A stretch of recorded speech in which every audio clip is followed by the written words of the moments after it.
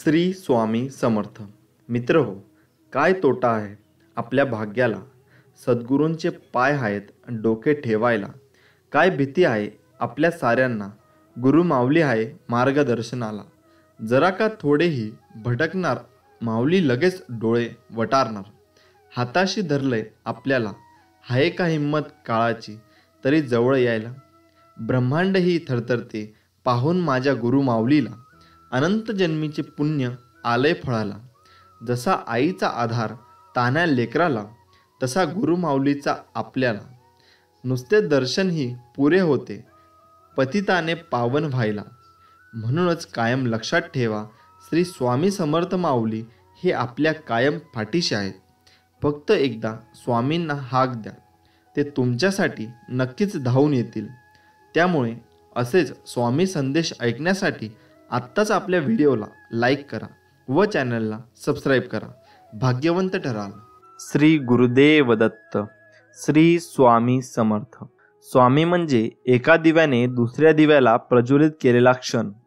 स्वामी म्हणजे मीपणापासून अलिप्त मन. स्वामी म्हणजे प्रेमळ भक्ती. स्वामी म्हणजे अंतरात्म्याची शक्ती. स्वामी म्हणजे एक दिव्य तेजाची लाट. स्वामी म्हणजे मोक्षाची सोपी वाट. स्वामी म्हणजे हृदयातील पाझर. स्वामी म्हणजे भक्तांसाठी न सरणारा कुपेचा सागर. स्वामी म्हणजे वाईटासाठी शस्त्र. स्वामी म्हणजे जखमा बरे करणारे वस्त्र. स्वामी म्हणजे आईची माया. स्वामी म्हणजे औदुंबराची छाया. स्वामी म्हणजे जहाजाला तारणारी सागराची वाट. स्वामी म्हणजे अंधाराला चिरणारी तेजस्वी वाट. मोगरीच्या वेलीजवळून जाताना सुगंध येणारच. हीच अपेक्षा बाभळीच्या झाडाजवळून जाताना आपण केली तर सुगंध मिळणं दूरची गोष्ट. त्या झाडावरून गळून पडलेला एखादा बाभळीचा काटा आपल्या पायात घुसू शकतो. अशा वेळी आपण बाभळीच्या झाडाला दोष देऊन काय उपयोग? आपलंच चुकलेलं असतं. आपण आधीच्या मोगरीच्या वेळाजवळून जाताना मिळालेल्या सुगंधाच्या आनंदात पुढे एक बाभळी आहे हेच विसरतो आणि खाली न बघता एका लयीत चालत राहतो. खाली न बघितल्यामुळेच आपल्या पायात काटा घुसलेला असतो. आयुष्यातही आपण असंच करतो ना. भेटणारी चांगली लोक मनात घर करून राहतात आणि त्या आनंदात पुढे जाताना वाईट लोकही भेटू शकतात हेच विसरतो. आणि मग वाईट लोकांच्या वाईट वागण्याचा, द्वेषाचा, आकसाचा काटा आपल्या मनाला टोचतो. अशा वेळी नेमका दोष कोणाचा? आपण चांगलं वाईट बघायला शिकलो नाही याचा, की आपल्या आयुष्यात येणाऱ्या वाईट लोकांचा? हे आपणच तपासायला हवं. जी माणसं एकटी असतात ती चुकीची किंवा चुकलेली नसतात.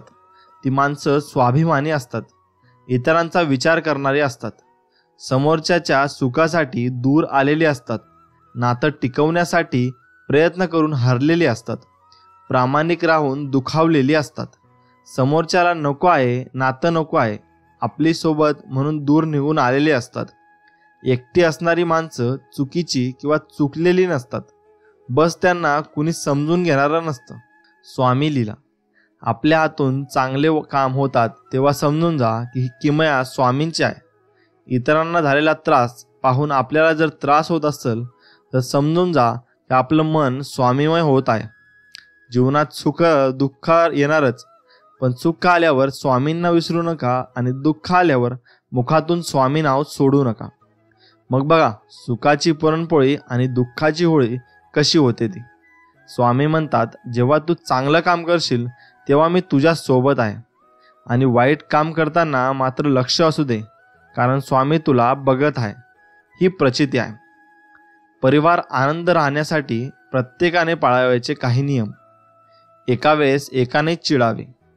चूक झाली तर मान्य करावी, माफी नंतर मागितली तरी चालेल. घरात प्रत्येक गोष्ट बोलावी, लपावी छपवावी नको. घरातील प्रत्येकाला, लहान मुलांना पण मन आणि मत आहे हे कायम लक्षात ठेवावे. आपला नवरा मुलगा हा फक्त आपल्यालाच मालकीचा आहे ही भावना पहिले काढून टाका. स्पेस देणे आणि दिलेल्या स्पेसचा नीट वापर करणे, अतिरेक न करणे आपली जबाबदारी. आपल्या कलियुगांना वेळ द्या.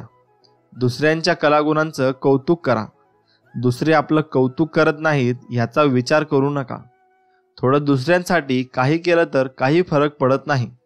करा, पण बोलू दाखवू नका. आपला स्वभाव जसा आहे तसाच दाखवा.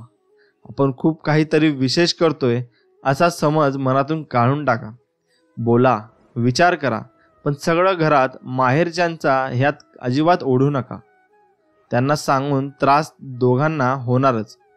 जिभेवर खडीसाखर आणि डोक्यात बर्फ ठेवा. जीवन हे सुंदर आहे, मी त्याला आणखी सुंदर करणार आहे हे लक्षात ठेवा. सोडून द्यायला शिका. सगळ्यात महत्त्वाचं म्हणजे आनंदी लोकांच्या सहवासात राहा. सारखं सारखं रडू नका. डोक्याला त्रास देणारा सहवास नको. तरुणपणी वाढदिवस आणि म्हातारपणी काढदिवस हेच आजचे समीकरण आहे. आयुष्य मनसोक्त जगून घ्या, बाकी नशिबावर सोडून द्या. रात्री फुलांना सुद्धा माहीत नसतं की सकाळी मंदिरात जायचंय की स्मशनात. आपला जिव्हाळा कायम राजे. स्वतःची काळजी घ्या. धडा तर लहान मुलांकडून घेतला पाहिजे की जे आपलं मार खाऊन पण आपल्यालाच बिलगतात. नाती जपत चला, कारण आज माणूस एवढा एकटा पडलाय चाललाय की कुणी फोटो काढणारा पण नाही, सेल्फी काढावी लागते. ज्याला लोक फॅशन समजतात ती फॅशन नाही, तो एकटेपणा आहे. चिकूचे बी फळात राहूनही फळ पक्व झालं की त्यातून अलगद बाहेर पडते, अगदी स्वच्छपणे. आंब्याची कोय मात्र आंब्याच्या रसात इतकी गुरफडून जाते, फळ पिकले तरी रसातून अलग होत नाही. परिणाम तिलाही लोक पूर्णपणे पिळून चोकल्याशिवाय फेकत नाही. म्हणून चिक्कूच्या बी सारखं वागावं. सगळ्या मोहजालात राहूनही योग्य वेळ कळकळीत बाहेर पडावं. कोळीसारखं मायारूपी रसात गुरफडून राहाल तर लोक मात्र पिळून चोखून फेकल्याशिवाय राहणार नाहीत. तर तसं होण्याच्या आधीच सावधपणे बाहेर पडावं. जसे नदी पूर्वेला वाहिली काय आणि पश्चिमेला वाहिली काय, ती शेवटी सागरालाच मिळते. तसे कोणी मला भक्तीत पाहतो, कोणी नामस्मरणात पाहतो, कोणी ध्यानात पाहतो, तर कोणी त्याच्या कर्मात पाहतो. या सर्व लोकांचे मार्ग जरी भिन्न असले तरी ते शेवटी माझ्या दत्तमय अशा सागरालाच येऊन मिळतात. डोळ्यांनी झाडावरचा आंबा पाहिला, खाण्याची इच्छा जागृती झाली. डोळे तर फळ तोडू शकत नाही म्हणून पाय गेले फळ तोडायला, पण जवळ पोहोचूनही पाय आंबा तोडू शकले नाही. मग हात गेले आंबा तोडायला. हाताने आंबा तोडला, पण हात पाय व डोळे तो खाऊ शकले नाहीत. आंबा तोंडाने खाल्ला, पण तो तोंड राहिला नाही, तो गेला पोटात. आता माळ्याने ते पाहिले आणि त्याने दांड्याने मार दिला पाठीवर. पाठ म्हणाली, मला का मारता, मी कुठे आंबा खाल्ला. दांड्याने मार मिळाला, पण अश्रू आले डोळ्यात. कारण पहिला दोष डोळ्यांचा होता. डोळ्यांनी प्रथम आंबा पाहिला होता. हे कर्म सिद्धांत आहे मित्रांनो. कर्म हे फिरून येतातच. म्हणून तुम्ही आज कसे कर्म करता त्यावर डिपेंड आहे की तुमचं भविष्य कसं असणार आहे. त्यामुळं कर्म चांगले ठेवा, तुमचं आयुष्य अगदी चांगलं होईल. मित्रांनो, गुरु केव्हा भेटतो? शिष्याची आध्यात्मिक तयारी पुरेशी झाली की गुरुच त्याचा शोध घेत त्याच्याकडे येतो. रामकृष्ण परमहंस नेहमी म्हणत, कमळ फुलले की भुंग्यांचं आमंत्रण द्यावे लागत नाही. पाणी 100 अंश तापले की त्याची आपोआपच वाफ होतेच. हा नियम जितका खरा तितकाच हाही नियम खरा आहे. परंतु कोणताही संत आपला गुरु होऊ शकत नाही. गुरु शिष्य हेही ठरलेले असतात. इतर मार्गदर्शन करतील, सूचना करतील, पण त्यांचे गुरु होऊ शकणार नाहीत. कारण प्रत्येकाचाच गुरु ठरलेला असतो. शिष्याच्या अंगी योग्यता आली की गुरुच त्याचा शोध घेत येतो.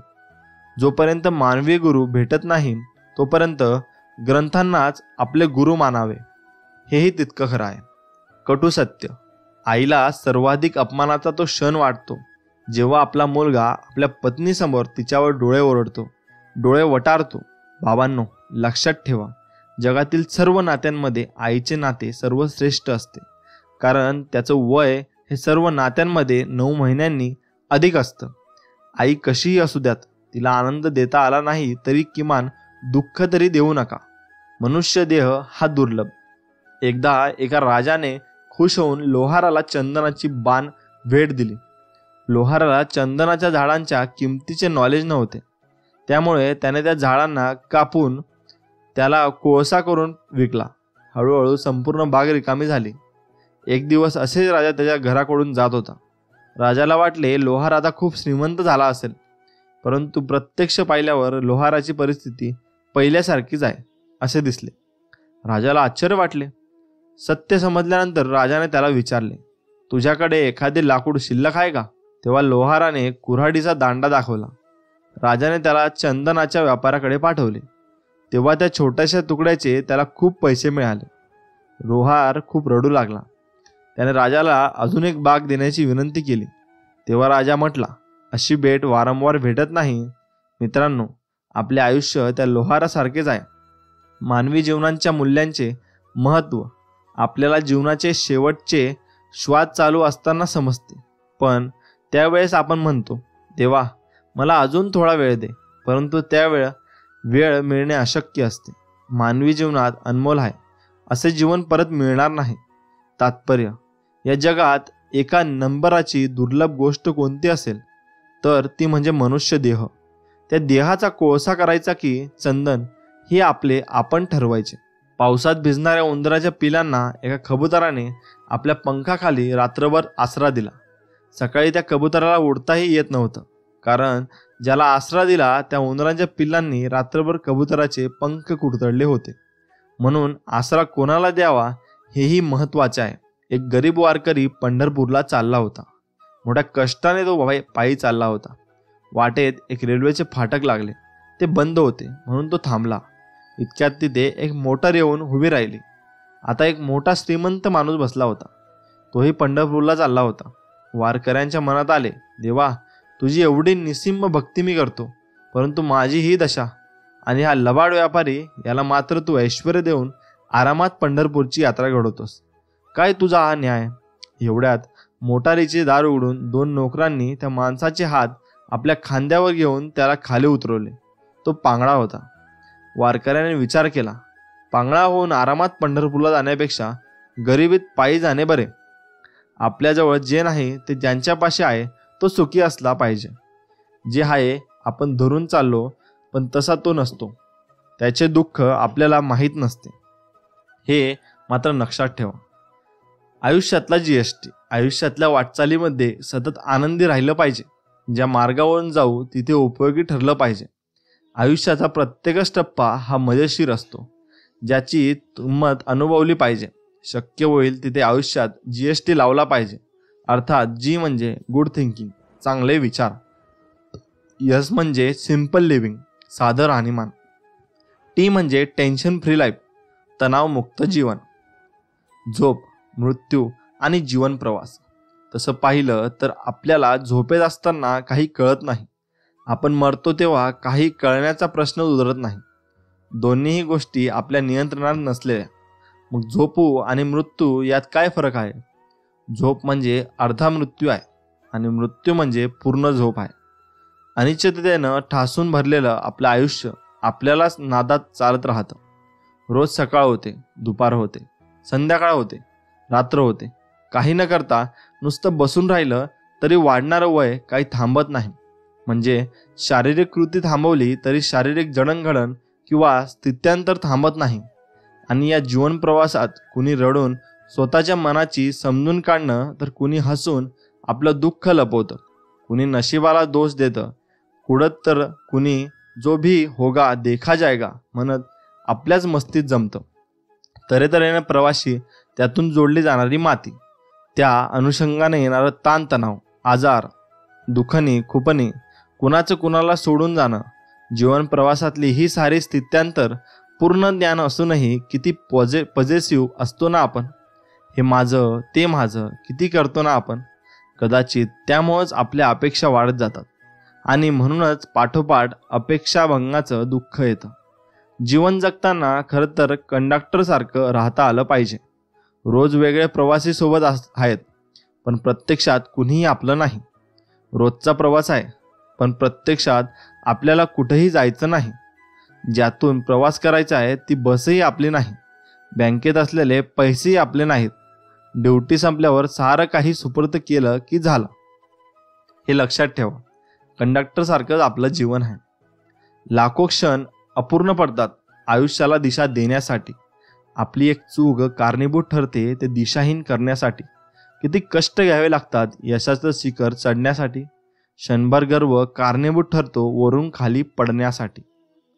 मित्रांनो, तुलना तुलना या शब्दाचा अर्थ आपण या कथेनुसार जाणून घेऊ. श्वेताने 10 किलोमीटरचे अंतर एका तासात पार केले. आकाशला तेवढेच अंतर पार करायला 1.5 तासाचा वेळ लागला. आता या दोघांपैकी कोण वेगवान आणि कोण तंदुरुस्त आहे? अर्थातच सगळ्यांचे उत्तर असणार श्वेता. आता असे सांगण्यात आले की श्वेताने खास तयार केलेल्या ट्रॅक्टर चालवून हे अंतर पार केले आणि आकाश खाचळखळगे आणि दगडगोटे असलेल्या रस्त्यावरून चालत गेला. लगेचच सगळ्यांचे उत्तर असेल आकाश. पण जेव्हा आणखी माहिती देण्यात येईल की श्वेताचे वय 50 आहे आणि आकाश 25 वर्षाचा तरुण आहे, तेव्हा पुन्हा एकदा श्वेताचे नाव घेतले जाईल. पण जेव्हा हे सांगितले जाईल की आकाशचे वजन 140 किलो आणि श्वेताचे वजन 60 किलो आहे, पुन्हा सगळ्यांचे उत्तर आकाश असे असेल. आपल्याला श्वेता आणि आकाशबद्दल जितकी जास्त माहिती मिळत गेली तसतशी आपली त्यांच्याविषयीची मते बदलत गेली. प्रत्यक्ष आयुष्यातही असेच असते. आपण दुसऱ्याविषयी घाईने आणि वरवरच्या माहितीवरून मते बनवत असतो. त्यामुळे आपण त्याला आणि स्वतःलाही नीट न्याय देऊ शकत नाही. प्रत्येकाला मिळालेली संधी वेगळी असते. प्रत्येकाचे आयुष्य वेगळे असते. उपलब्ध साधना संपत्तीत जमीन आसमानाचा फरक असतो. समस्या वेगवेगळ्या असतात. यांची उत्तरे वेगळी असतात. त्यामुळे कुणाशी तुलना करून गुणवत्ता ठरत नसते, तर स्वतःला कसोटीवर फसवून गुणवत्ता तपासता येते. त्यामुळे आहे त्या परिस्थितीचा विचार करून सर्वोत्कृष्ट कामगिरी करण्यासाठी प्रयत्न करत राहणे योग्य ठरते. निरोगी राहा, शांत राहा, समाधानी राहा, हसवत राहा आणि जगण्याचा आनंद घेत राहा. आयुष्य जगण्याची सोपी पद्धत. आयुष्य जगण्याची आपली सोपी पद्धत हवी. जिथे आपली कदर नाही तिथे कधी जायचं नाही. जिथे आपल्याला पचत नाही ते कधी खायचं नाही. जे खरं सांगूनही रागवतात त्यांना मनवत बसायचं नाही. जे एकदा नजरेतून उतरले त्यांचा त्रास करून घ्यायचा नाही. वेळ पाहून बदलतो त्याला मित्र करायचं नाही. आणि कितीही संकट आली तरी कुणालाही घाबरायचं नाही. आयुष्य असंच जगायचं असतं. जे घडेल ते सहन करायचे असतं. बदलत्या जगाबरोबर बदलायचं असतं. कुठून सुरू झालं हे माहीत नसलं तरी कुठेतरी थांबायचं असतं. कुणासाठी काहीतरी निस्वार्थपणे करायचं असतं.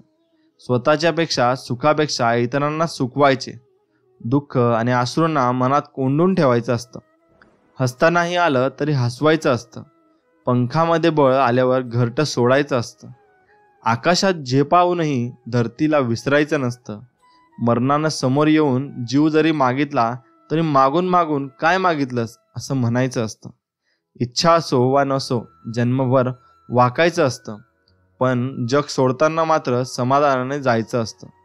आयुष्य असंच जगायचं असतं. मनाला भावलेली एक सुंदर गोष्ट. आता कमीपणा घेण्यातच सुख वाटतं. माझं चुकलं बोलून शांतपणे हसत माघारी फिरण्यात आनंद वाटतो. कुणाशी वाद घालत बसण्यात मजा उरली नाही. पहिल्यासारखं भले हरलो तरी चालेल, पण एकाच विषयावर तोंडाला फेस येईपर्यंत तासनतास चर्चा आता करू वाटत नाही. आपलं म्हणणं समोरच्याला पटवून देण्यापेक्षा 2 पावलं मागे येण्यात शहाणपणा वाटतो. लोक आपल्याला चुकीचं समजतील याचंही काहीच वाटत नाही. चूक बरोबर च्या पलीकडे पण एक जग असतं जिथं फक्त शांतता असते. आधी दुनिया खूप पुढे चालली. लोक फार वेगाने धावत आहेत. आपण या सगळ्यात मागे राहू याची भीती वाटायची. टेन्शन यायचं. पण आता सावकाश चालणं योग्य वाटतं. कदाचित दुनियाच्या मागे राहूनच दुनिया चांगल्या प्रकारे बघता येऊ शकते. आता पुढे जाणाऱ्याला वाट करून द्यायची आणि आपण आपल्या कडेच्या साईडच्या पट्टीवर निवांत चालत राहायचं. वाटेत सुख दुःख मिळतील. हसायचं, रडायचं आणि चालत राहायचं. सुख म्हणजे नेमकं काय? सुख म्हणजे नेमकं काय कुणालाच ते कळत नाही. अवतीभोवती असून सुद्धा कुणालाच ते मिळत नाही. कुणाचं वाटे मुलगा व्हावा, कुणाचं वाटे मुलगी व्हावी. कुणी शोधतो एकांताला, कुणाचं वाटे सलगी व्हावी. प्रश्न सोडण्या जीवनातले. हवे कुणाला दौलत जादा. आधार मिळावा म्हणून येथे कुणी मागवतो प्रेमळ दादा. आबा राखण्या हवाचा असतो, कुणाचं घोडा कुणाचं गाडी. रंग उधळण्या रुबावात ते हवीच असते कुणाचं माडी. हाती नोकर चाकर ठेवून कुणाचं वाटे मालक व्हावे. भुकेल्यास ती भाकर देऊन कुणास वाटे पालक व्हावे. कुणी पोसते तन मनाला एकच मनीषा बहरायाची. आयुष्य लावूनच पणाला साऱ्या ऋतूत मोहरायची. अतुट नाते कुणास हवेसे कुणास नाते बंधन वाटे. विसरून नाती गोती कोणी उवाच जपती बाभुळ काटे. दुःख वेदना झेलत पेलत मीन राखतो मुकाट कोणी. कुणी होतसे सैली बौलनी सोडेत निरावाट गाठ जणी. सुख शोधण्या सर्वा निघाले घेऊनी हाती दुःख दिवा. ठेवा तनमन प्रसन्न दोन्ही आणि मिळू द्या जीव शिवा. जीवन म्हणजे हेच असतं. ओळख माणसाची संस्कारातून कळतं की कुटुंब कसं आहे. संभाषणातून कळतं की माणूस कसा आहे. वादविवादातून कळतं की ज्ञान किती आहे. नजरेतून कळतं की मनात काय सुरू आहे. अडखळ्यातून कळतं अवधान किती आहे. स्पर्शातून कळतं की हेतू काय आहे. विनयातून कळतं की शिक्षण कसं आहे. संकट समय कळतं की हिंमत कशी आहे. वाणी सांगून जाते की स्वभाव कसा आहे. मात्र फक्त मृत्यूनंतर कळतं की प्रत्यक्षात माणूस कसा होता. स्वामी म्हणजे प्रेमळ शक्ती. स्वामी म्हणजे अंतरात्म्यातील भक्ती. स्वामी म्हणजे एक दिव्य तेजाची लाट. स्वामी म्हणजे मोक्षाची सोपी वाट. स्वामी म्हणजे हृदयातील पाझर. स्वामी म्हणजे भक्तासाठी कृपेचा सागर. स्वामी म्हणजे वाईटासाठी अस्त्र. स्वामी म्हणजे जखमांसाठी वस्त्र. स्वामी म्हणजे आईची माया. स्वामी म्हणजे औदुंबराची छाया. स्वामी सुखाचे समुद्र आहे आणि माणसाच्या सर्व प्रकारच्या इच्छा आकांक्षा पूर्ण करणारे ते एक कल्पतरू आहे. 4 पुरुषार्थ 8 सिद्धी आणि 9 प्रकारच्या निधी त्या स्वामींकडे वास्तव्यास आहे. ज्यामुळं हे सामान्य माणसा तू तुझ्या जिभेचे चोचले पुरविणं थांबव आणि इथं जीभ स्वामी नामस्मरण भक्तीकडे वळव. व्यर्थ बडबड करू नकोस. स्वामी चरणास दास हो. मोगरीच्या मित्रांनो, ती श्री दत्ताप्रभूंचा कलियुगातील तृतीय अवतार म्हणजेच अक्कलकोट निवासी श्री स्वामी समर्थ महाराज. दत्तगुरूंच्या द्वितीय अवतारातील श्री नृसिंह सरस्वती आपले अवतार कार्य संपून कर्दळी वनात लुप्त झाले आणि त्याच कर्दळी वनातून श्री स्वामीर्थ महाराज प्रकट झाले. स्वामी म्हणजेच भक्तांची साक्षात माऊलीच. भक्तांना संकटाच्या खोल गर्तेतून बाहेर काढून भयाचे पाश तोडून भक्ताच्या मायेपोटी त्यांच्या पाठीशी खंबीर उभे राहणारे स्वामी माऊली सदैव हृदयात रिचत असतात. अशक्य ही शक्य करतील स्वामी. म्हणूनच त्यांच्या नामस्मरणाने नामजपाने दुःखाचे निवारण होऊन इच्छित फलप्राप्ती होते. स्वामींना जेव्हा आपण तळमळीची प्रार्थना करतो त्या क्षणी स्वामी आपली प्रार्थना ऐकतात आणि त्यांच्या दिव्य नियोजनानुसार सारे ब्रह्मांड कामाला लागते. मग जे जे घडेल आहे ती स्वामी इच्छा म्हणून स्वीकार करायची आहे. आपली टीका करणारा असेल वा स्तुती करणारा, त्या प्रत्येक व्यक्तीला स्वामींनीच पाठवले आहे म्हणून धन्यवाद द्यायचे आहे. त्यांच्याद्वारे जे शिकवले जात आहे ते शिकायचे आहे आणि स्वामी संकेताप्रमाणे आपले कर्म करत राहायचे आहे. बघा, यश निश्चित मिळेल. घर असावे घरासारखे, नको नुसत्या भिंती. तेथे असावा प्रेमळ जिव्हाळा, नको नुसती नाती. त्या शब्दांना अर्थ असावा, नकोच नुसती वाणी. सूर जुळावे परस्परांचे, नकोत नुसती गाणी. त्या अर्थाला अर्थ असावा, नकोत नुसती नाणी. अश्रूतूनही ग्रीत झरांनी, नकोत नुसती पाणी. या घरट्यातून पिल्लू उडावे, दिव्य घेऊन शक्ती. आकांक्षाचे पंख असावे, श्री स्वामींवर भक्ती. आदर हा वयाचा नाही तर विचारांचा करावा. वय वाढलंय म्हणून विचार चांगले असतील याची खात्री देता येत नाही आणि वय कमी आहे म्हणून विचार वाईट असतील असे ठामपणे म्हणता येत नाही. स्वामी नामस्मरणाचे महत्त्व: स्नान करताना नाम घेतले तर ते तीर्थस्नान होतं. भोजन करताना नाम घेतले तर तो प्रसाद होईल. चालताना नाम घेतले तर ते तीर्थयात्रा होईल. स्वयंपाक करताना नाम घेतले तर तो महाप्रसाद होईल. झोपताना नाम घेतलं तर ती ध्यान निद्रा होईल. काम करताना नाम घेतले तर ते कर्मभक्ती होईल. घरात नाम घेतले तर ते घर मंदिर होईल. म्हणून श्री स्वामी समर्थांचे नाम हे कायमस्वरूपी तुम्ही घेत राहिले पाहिजे. गुरुचरणांकडे वळवण्यासाठी दैवगती ही लागतेच. नशिबाने मिळालेल्या सर्व गोष्टी टिकतातच असे नाही, त्या टिकवण्यासाठी आशीर्वादाची आवश्यकता असते. हे परमेश्वरी सूत्र सामान्यांना अवगत नसते. गुरु पाठीशी असल्यावर ते आपल्याला सावध करतात, कोठे चुकते हे सांगतात. आपण फक्त नावेत राहावे. नाव वल्हवण्याचा प्रयत्न करू नये. नावेत बसल्यावर किनारी पोहोचवण्याचे काम नावाड्याचे असते. तसेच आपण श्री गुरूंची कास धरून ठेवावी. ते पहिलं तरी नेतीलच. गुरुसेवा करणं हे सोपं नाही. ते परीक्षा घेत शिष्याला तयार करीत असतात. शिष्यात असलेले गुण ते जागृत करतात. ती शक्ती त्यांच्या पायी ठायी असते. अशा गुरूंची भेट होणे हा शिष्याच्या दृष्टीने दृगशराचा योग समजावा. मित्रांनो, ब्रह्मा, विष्णू आणि महेश यांचे त्रिमूर्ती रूप म्हणजे साक्षात भगवान दत्तात्रय. अग्नी, मुनी आणि त्यांची भार्या अनुसूया यांच्या पुत्र रूपाने जन्म घेऊन ह्या त्रयमूर्तींनी त्यांचा कृपाशीर्वाद सगळ्यांना दिला.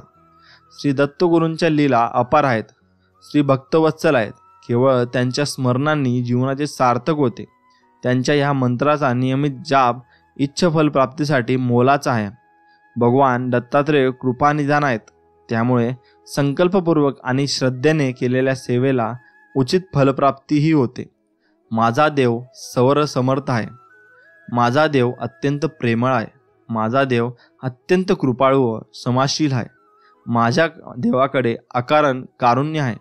माझा देव माझ्यावर आलेल्या प्रत्येक संकटात माझ्या पाठीशी उभाच आहे व नक्कीच उभा असणार. सत्य ही अशी एक श्रीमंती आहे की जी एकदाच गुंतवणूक करून आयुष्यभर उपभोगता येते. पण असत्य हे असे कर्ज आहे ज्यामुळे तात्काळ सुख मिळतं, परंतु आयुष्यभर त्याची परतफेड करावी लागते. आपण श्री स्वामी समर्थ महाराजांवर विश्वास ठेवतो हे खूप महत्त्वाचे आहे.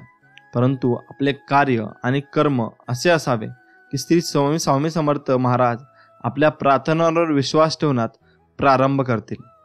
जो जीवनभर नियमित भगवान परमब्रह्म श्री स्वामी समर्थ महाराजांची सेवा करतो व श्री स्वामी समर्थ हे ज्याचे दैवत आहे, त्याच्या अंतकाली भगवान परब्रह्म श्री स्वामी समर्थच परलोकी जाण्याचा मार्गदर्शनासाठी येतात. ही अनुभव असेच सत्य आहे. कधीकधी आयुष्यामध्ये खूप दुःख यातना सहन कराव्या लागतात. असं वाटतं की खरंच देव आहे का, इथपर्यंत शंका येतात. पण खरं तर हीच वेळ आपल्या परीक्षेची असते. विश्वास ठेवा. इथूनच स्वामी लीला सुरू होते.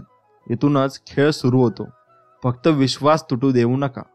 आई बाळाला हवेत भिरकवते. काही क्षण ते हवेतही असतं, पण ते हसत असतं, कारण त्याचा विश्वास असतो कोणी आहे जे आपल्याला पडू नाही देणार. तोच विश्वास तुमचा स्वामींवर हवा. कधी कधी वाटतं ते कसं होईल, हे शक्य आहे का? पण लक्षात ठेवा की तुम्ही तुमच्या बुद्धीच्या कुवितीवर शक्य आणि अशक्य ठरवता. पण स्वामींना या जगात अशक्य असे काहीच नाही. स्वामी तेच देतात जे तुमच्यासाठी योग्य आहे.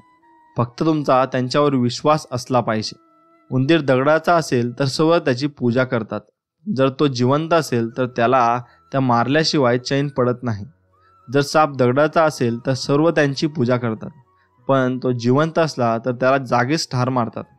जर आई वडील फोटोत असतील तर प्रत्येक वेळची पूजा करतो, पण ते जिवंत असतील तर त्यांची किंमत समजत नाही.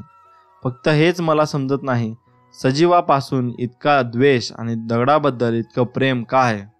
लोक विचार करतात की मृत लोकांना खांदा देणे पुण्याचे काम आहे. पण आपण जिवंत माणसाला मदत करणे पुण्य समजलो तर जीवन किती खुशाल होईल. एकदा विचार करून नक्कीच बघा. सद्गुरू सांगतात, देव इतका वेडा नाही. अगरबत्ती लावण्याने, नारळ फोडण्याने आणि घंटा वाजल्याने तुमच्या सर्व इच्छा पूर्ण करेल आणि आयुष्यातील सर्व दुःख दूर करेल. तुमच्या इच्छा पूर्ण करण्यासाठी कष्ट करावे लागतील आणि त्यासाठी देवाने तुम्हाला हात दिले. आयुष्यातील दुःख दूर करण्यासाठी तुम्हाला दुसऱ्यांच्या आयुष्यात आनंद निर्माण करावा लागेल. सत्कर्म करावे लागेल आणि यासाठी तर देवाने तुम्हाला माणूस म्हणून जन्माला घातले. यापेक्षा आणखी काय देणार देव तुम्हाला? शोधण्या जागलो आशेचा तारा, नच उमजला भगवंताचा इशारा. अशक्य समजणे लीला आपुली, मनुष्य निव्वळ कळ सूत्री बाहुली. माता पिता मानसपूर्तीची कारणी, सरसर्वे शरणागत भजतो चरणी. जगती गुरुदेव साक्षात संजीवनी, उत्कर्षपथ दासा लाभतो जीवनी. दृढ विश्वास कोरला भक्त अंतरात, रक्षिती भाविकास सदा जीवनात. सरतात चिंता सन्मार्गास दाविती, स्वर्गीय अमृतासम गुरुराव मती. सेवेकास सत्वरी तारण्यास यावे, कर्ममार्गी गुरुराव पाठबळ असावे. अशक्य साधने कृपेविन प्रगतीस, वरप्रसादिक संधी लाभो प्रयत्नास. जन्माजन्मीस मिळावा योग्य सन्मान, जन्मदात्या म्हणी सार्थकी समाधान. गुरुदयेने उन्नती लेकराची साधावी, गुरुमूर्ती नेत्राकरणी सदैव वसावी. आयुष्यात येणारी अनेक संकटे आपल्या नकळत टळून जातात. ते टळलेले संकट म्हणजे गुरुकृपा. गाडीवरून जाताना कोणाला तरी धक्का लागून पडता पडता आपण स्वतःला सावरतो, ते सावरणे म्हणजे गुरुकृपा. एके वेळेचे जेवणाचे वांदे असताना मिळालेले 2 वेळेचे पोटभर जेवण म्हणजे गुरुकृपा. कोसळलेल्या दुःखरूपी डोंगराला पेलण्याची जी ताकद आपल्याला निर्माण होते, ही ताकद म्हणजे गुरुकृपा. आता सर्व संपले असे वाटत असताना पुन्हा उठून विश्व निर्माण करण्याची नवी उमेद उत्पन्न होते, ती उमेद म्हणजे गुरुकृपा. अडचणींमध्ये सर्व साथ सोडून गेले असताना तू लढ, आम्ही आहोत सोबत, हे गुरुबंधूंचे शब्द म्हणजे गुरुकृपा. पैसा, गाडी, बंगला मिळणे म्हणजे गुरुकृपा नव्हे. ते नसताना आयुष्यात असलेले समाधान म्हणजे गुरुकृपा. पूर्वजांचा संदेश.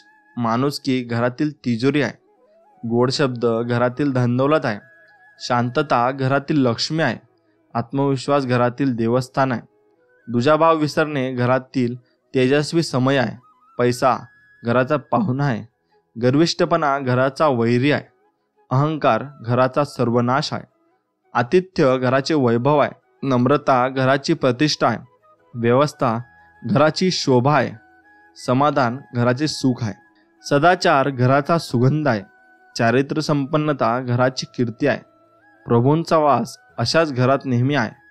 कर्ज होईल असा खर्च करू नका, पाप होईल अशी कमाई करू नका, दुःख होईल असे बोलू नका, चिंता होईल असे जीवन जगू नका, रोग होईल असे खाऊ नका. जगा इतके की आयुष्य कमी पडेल, हसा इतके की आनंद कमी पडेल. काही मिळाले तर नशिबाचा खेळ आहे, पण प्रयत्न इतके करा की परमेश्वराला देणे भागच पडेल. मनाचे खेळ ऐसा सदा चालती, आठवे विसरे तेच ऐसे जगती.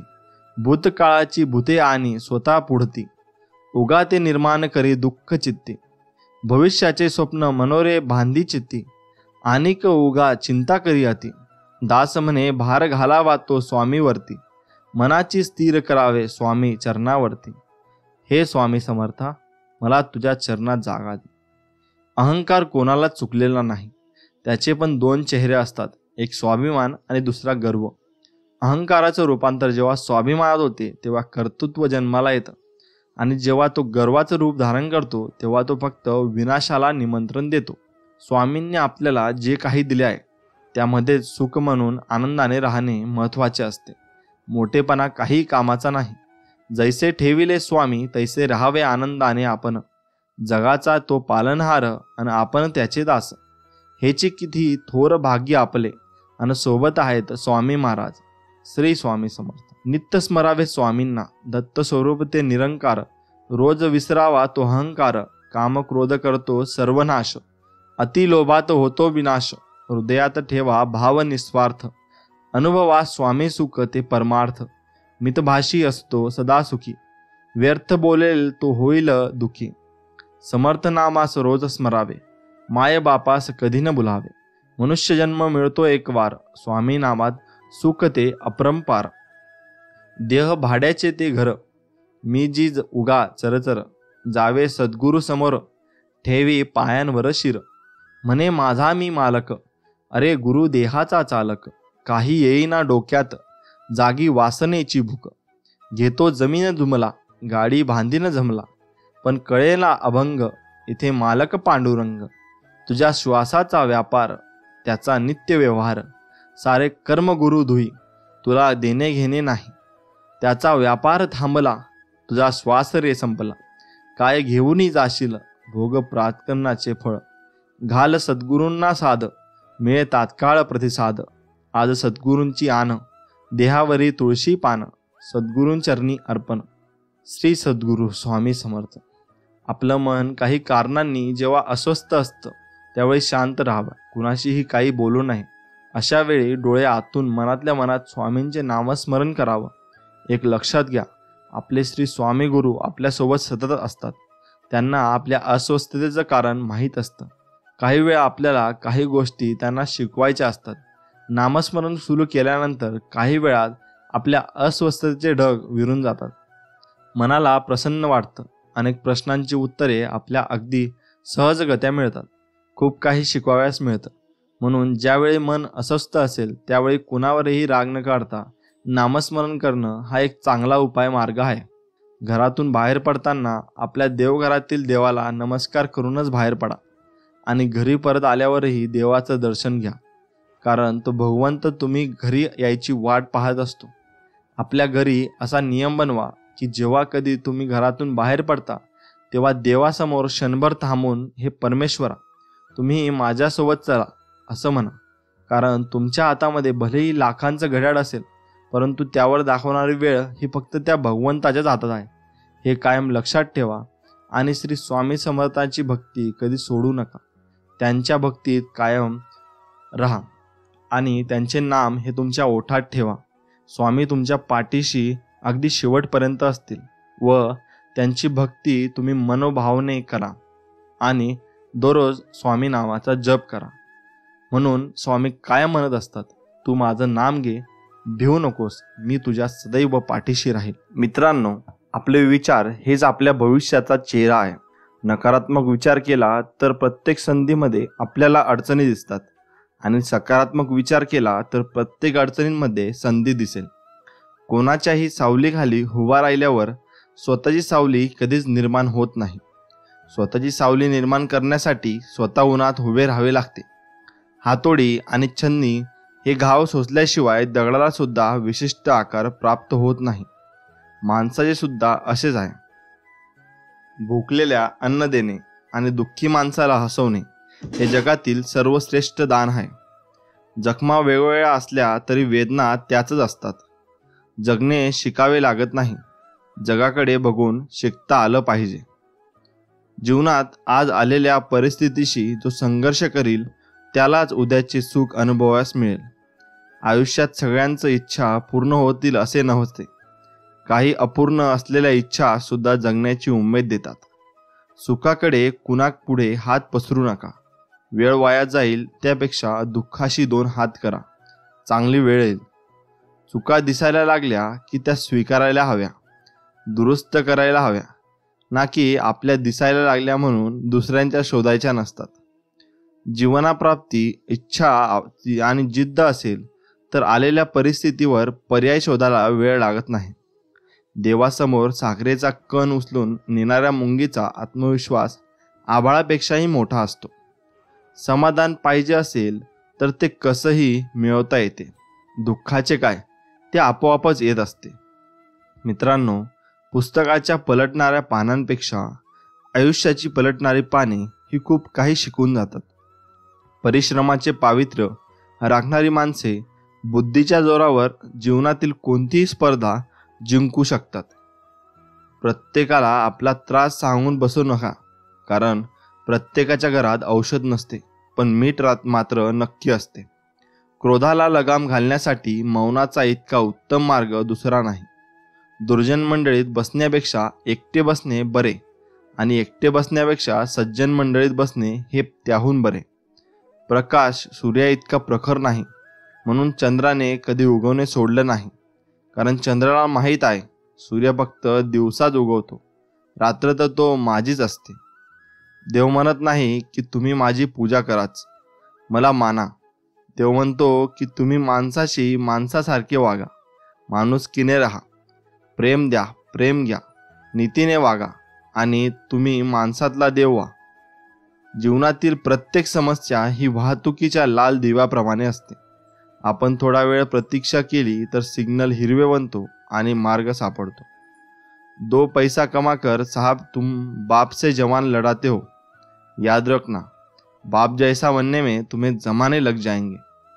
सुख पाने के लिए मित्रांनो, समजूतदारपणा ज्ञानापेक्षा खूप महत्त्वपूर्ण असतो. खूप लोक आपल्याला ओळखतात, पण त्यातील मोजकेच लोक आपल्याला समजून घेतात. मित्रांनो, आपल्या घरातील तुळस असते. पतीला किती उपमा द्या कमीच आहेत. तिच्यामुळे घर बोलत असते, तिच्यामुळे घर हसत असते, तिच्यामुळे घराला घरपण असते.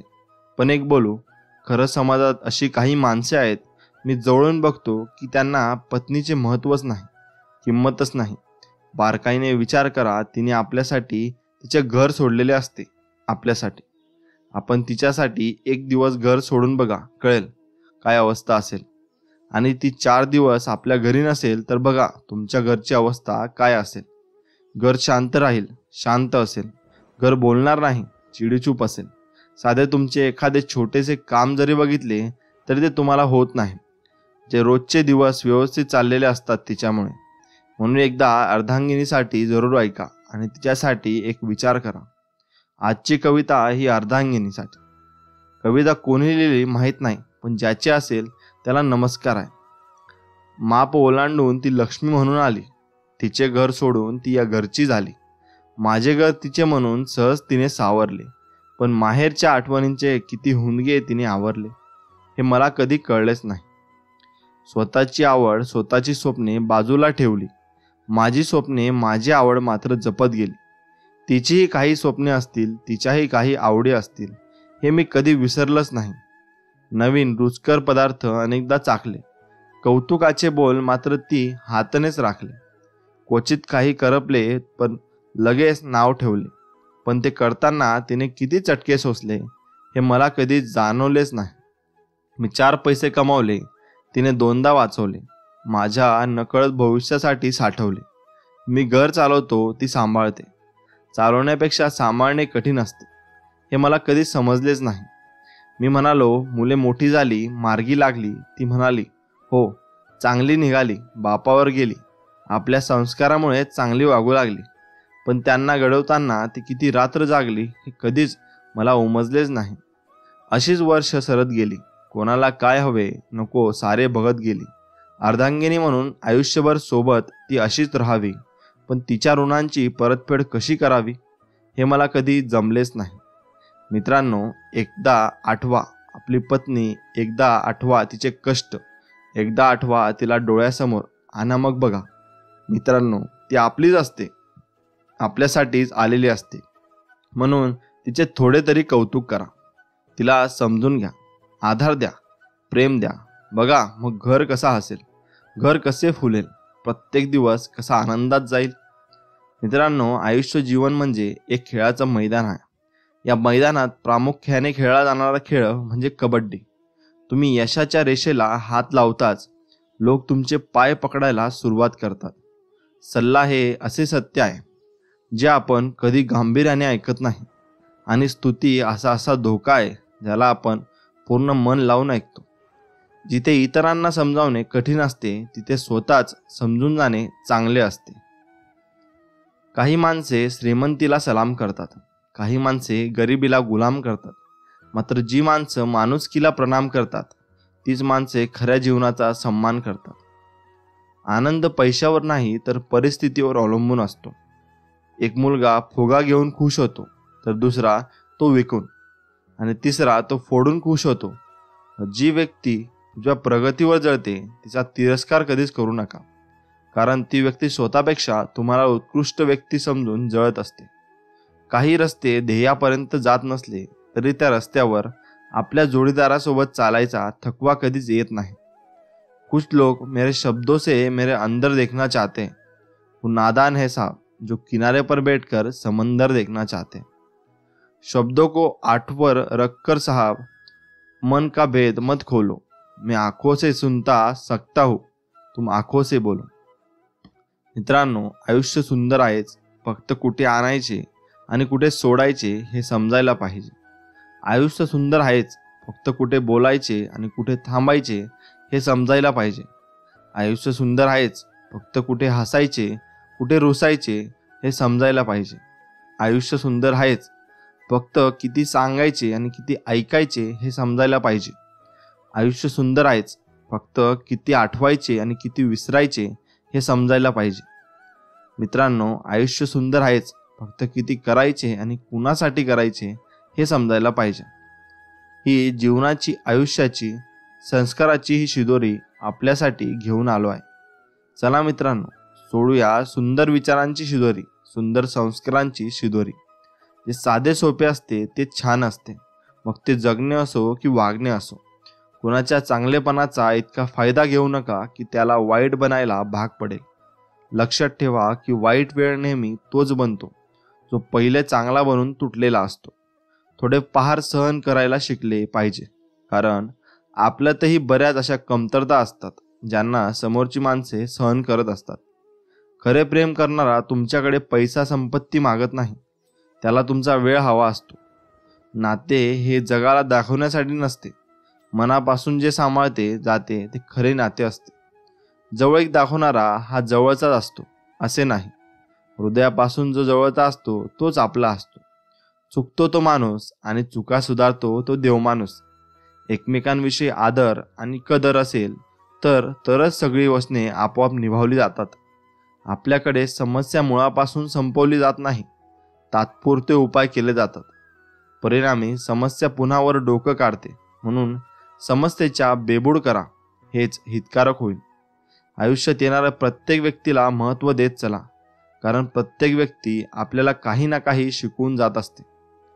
ज्याला आपल्या आईवडिलांच्या कष्टाची जाणीव असते तो कधीच वाईट मार्गाने जात नसतो. अहंकार आणि गैरसमज या दोन गोष्टी माणसाला त्याचा मित्र आणि अप्रतिष्ठापासून दूर करतात. गैरसमज त्याला सत्य ऐकू येत नाही आणि अहंकार त्याला सत्य पाहू देत नाही. स्वतःचे दुःख स्वतः जवळच ठेवा. दुनिया फक्त सुखातच सोबती असते.